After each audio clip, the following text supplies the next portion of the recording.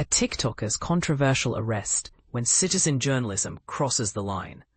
A shocking incident has left the Los Angeles community divided.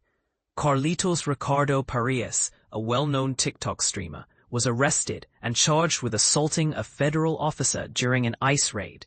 But here's the twist.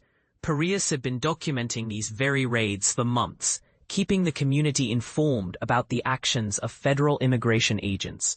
Parias, known as Richard, or El Señor Richard, gained a massive following on TikTok, with hundreds of thousands of users relying on his updates.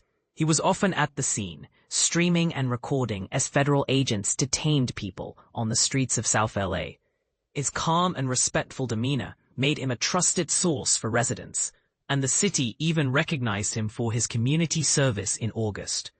But on Tuesday, the tables turned. Federal agents attempted to take Parias into custody, resulting in a dramatic confrontation. The 44-year-old was accused of ramming his car into the agents' vehicles, leading to a shootout that left him and a deputy marshal injured. Parias, an undocumented immigrant from Mexico, was charged with assault and had a history of driving without a license and resisting arrest, according to authorities. The incident has sparked a debate.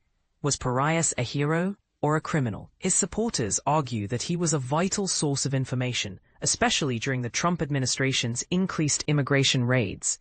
They believe he was targeted for exposing the authorities' actions, but officials claim he weaponized his vehicle and intentionally rammed into law enforcement. And this is where it gets controversial.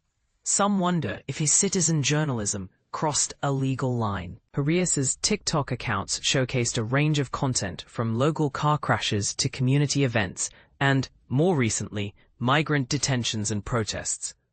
His followers often expressed gratitude for his updates.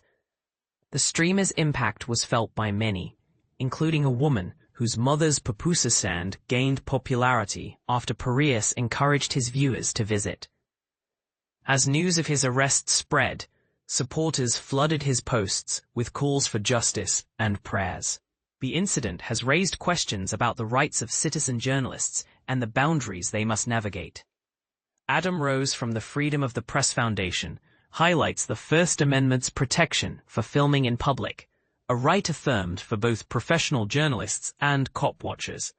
The case of Carlitos Ricardo Parias leaves us with a complex dilemma. When does documenting the truth become a crime?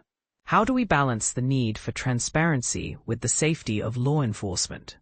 Share your thoughts below, and let's explore this intriguing intersection of citizen journalism and the law.